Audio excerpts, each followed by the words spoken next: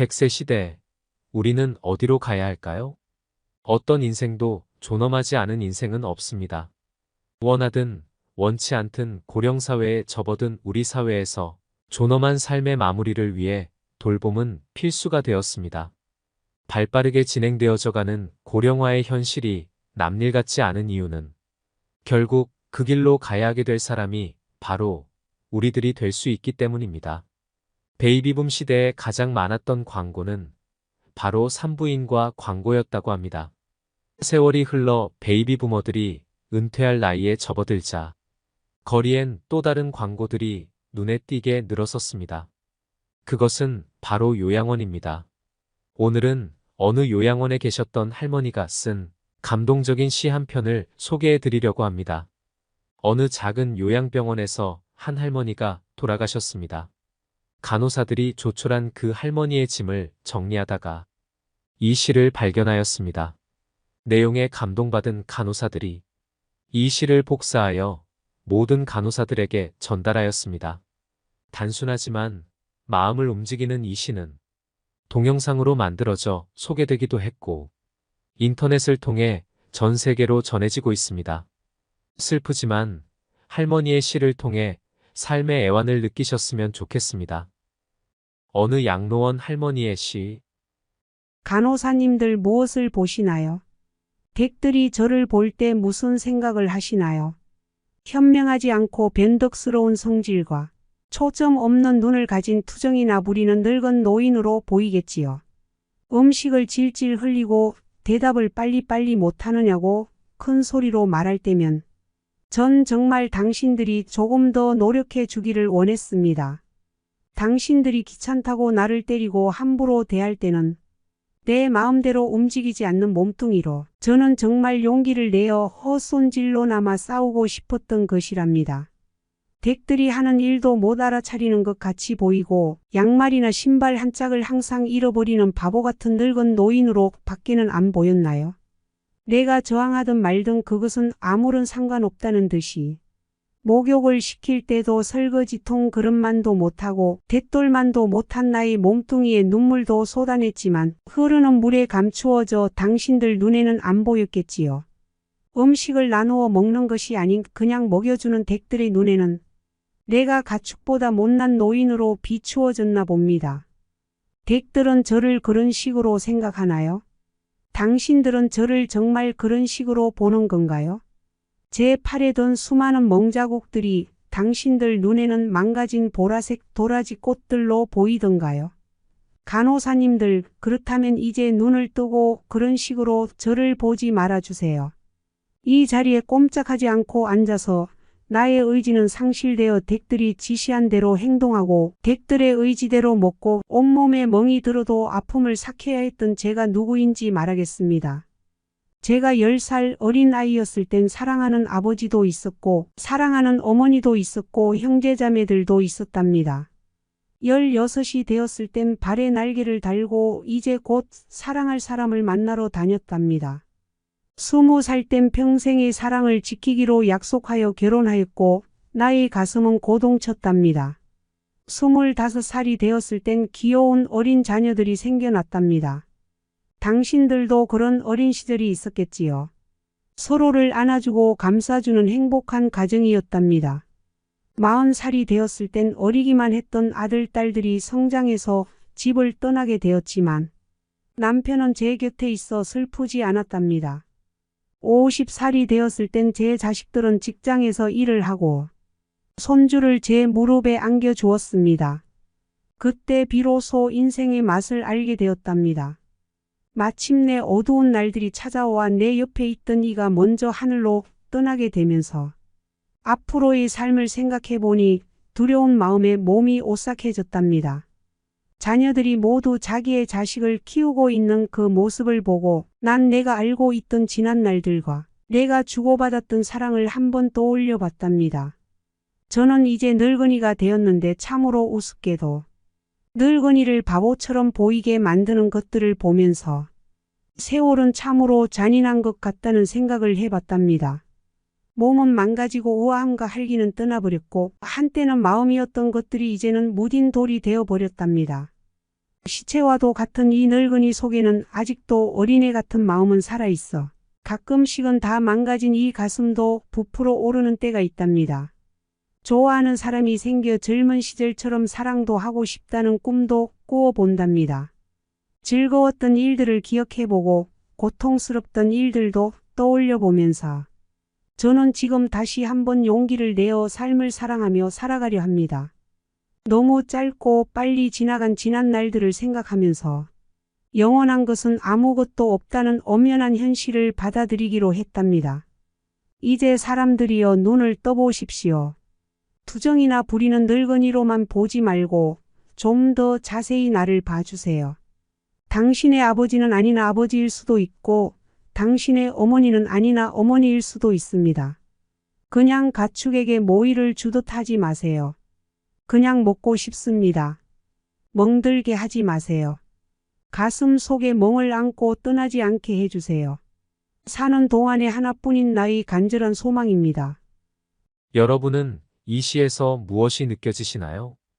요양원의 할머니가 생의 마지막 순간까지도 간절히 바랬던 것은 소소한 행복이지 않았을까요?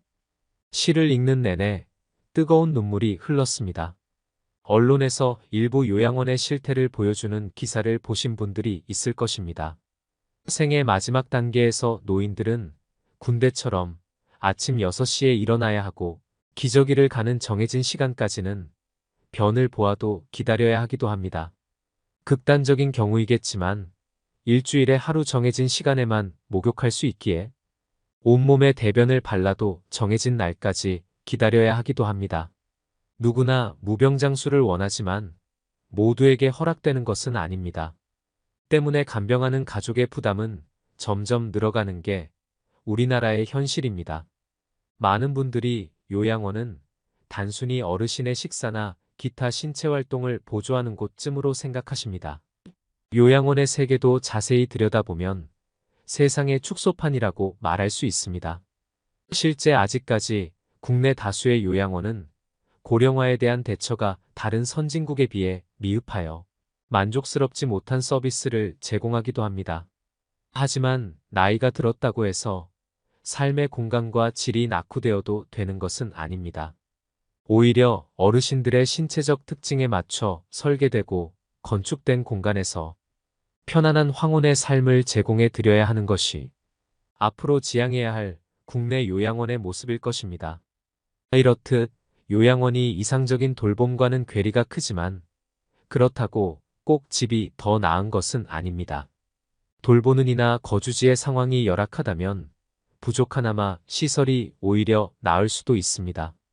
보통 집에 있는 가족들이 어르신을 보살피다가 더 이상 보살필 수 없는 상황이 되어서야 눈물을 머금고 요양원으로 보내는 경우가 대부분입니다. 그래도 일반적으로 노인들에게 편안하고 익숙한 곳은 집입니다. 노인들은 개인 사생활이 제한되는 단체 생활을 힘들어합니다. 필요한 돌봄과 의학적 처치가 충분히 가능하다면 집이 더 좋다는 데에는 이견의 여지가 별로 없습니다.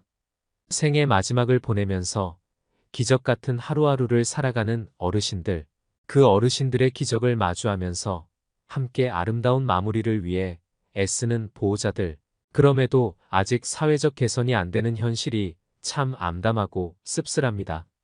우리 사회에서 요양보호는 새로운 키워드가 되었습니다. 제2의 직업으로 요양보호사를 준비하는 사람도 늘었습니다. 그러나 요양시설과 피요양인, 그의 자식들, 그리고 요양보호사에 대한 사회적 인식은 제자리 걸음을 하고 있습니다. 현대판 고려장이라는 인식 말입니다. 사회가 고도화될수록 요양보호의 확대는 불가피한 면이 있습니다. 분명 열악한 환경에서도 어르신들의 기적 같은 하루하루를 위해 지금도 고군분투하고 있는 요양보호사분들도 많을 거라고 생각됩니다. 더불어 열악한 요양보호사의 처우 또한 사회적으로 해결되어야 하는 문제점입니다.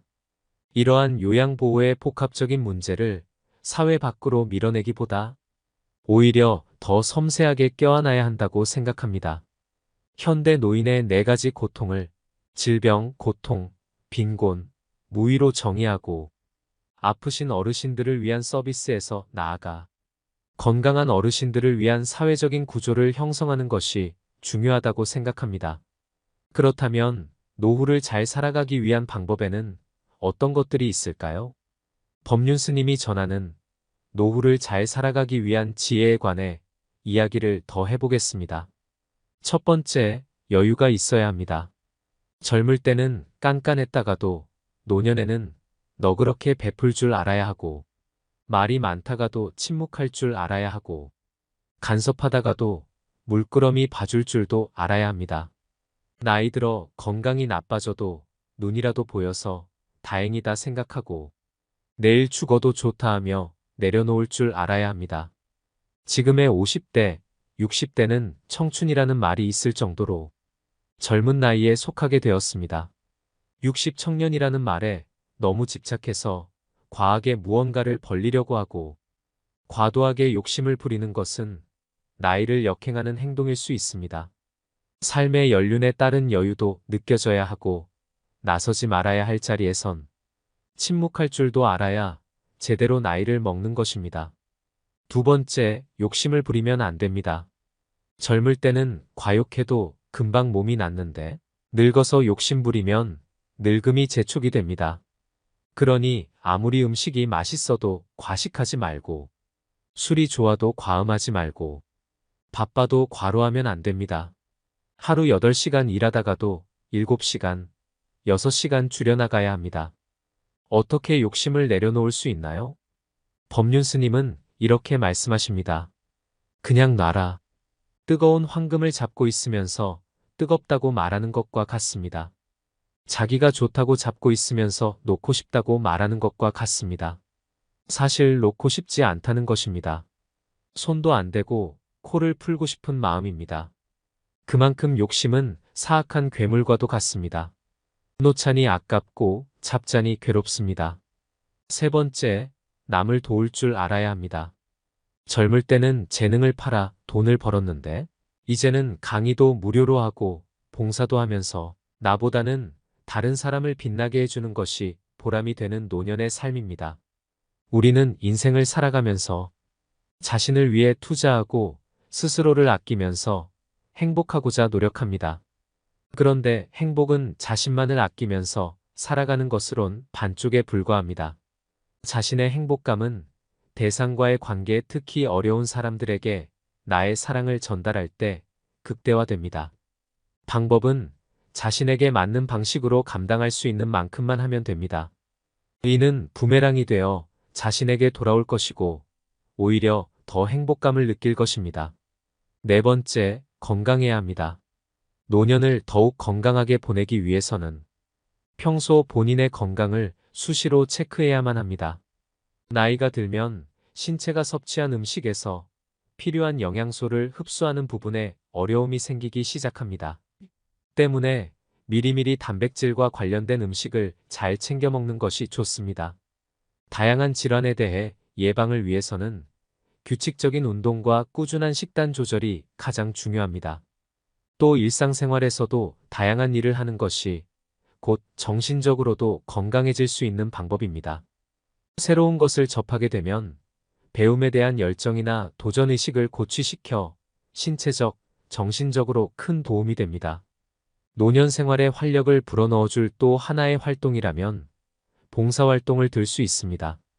봉사활동을 하는 것은 타인을 도움으로써 얻게 되는 보람과 행복으로 인한 긍정적인 효과는 물론이고 이러한 사회적인 활동으로 노년 생활을 더욱 풍요롭게 만들 수 있습니다. 법륜 스님은 노후를 잘 보내는 데 있어서 다른 사람들에 대한 배려와 자비의 마음이 중요하다고 강조하셨습니다. 자신만을 생각하지 않고 주변 사람들과의 관계를 중요시하며 다른 사람들의 고통을 느끼고 그들을 돕는 것이 바람직하다고 말씀하셨습니다. 또한 법륜 스님은 노후를 잘 보내는 비결 중 하나로 삶의 목적과 의미를 가지는 것이 중요하다고 강조하셨습니다. 자신이 원하는 일을 하며 자신이 가지고 있는 장점을 발휘하여 사회에 기여하는 것이 진정 노후를 즐길 수 있는 비결이라고 말씀하셨습니다. 정신적인 평화 또한 중요합니다. 명상이나 철학적인 고찰 등을 통해 내면의 평화와 안정을 찾는 것이 노후를 즐길 수 있는 방법 중 하나라고 하셨습니다. 마지막으로 죽음은 아직도 멀게만 느껴지고 인생은 여전히 어렵습니다. 하지만 인생이란 별것 없다는 생각으로 주어진 인생 안에서 어떠한 마음을 가져야 하는지가 중요합니다. 작은 것에 감사할 줄 알고 지금을 소중히 여기는 것. 모두가 알지만 가장 실천하기 어려운 방법입니다. 감사는 현재 가지고 있는 것에 충분히, 아니 더 많은 것을 느끼게 합니다. 부정을 수용으로 바꾸고 혼돈을 질서로, 혼란을 명쾌함으로 돌려 세웁니다. 한 끼 식사를 풍족한 잔치로, 평범한 집을 오순도순 정이 흐르는 가정으로, 나그네를 친구로 바꿔줍니다. 감사함은 사람의 충만함을 해방시켜줍니다.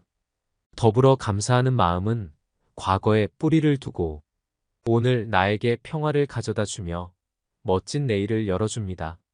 법륜 스님의 지혜의 말씀을 마음속에 새기며 행복한 노후를 보내기 위해 어떻게 해야 될지 생각해보는 하루를 보내셨으면 좋겠습니다.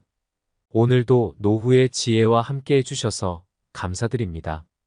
황금빛으로 무르익어가는 여러분의 지혜로운 인생을 언제나 응원합니다.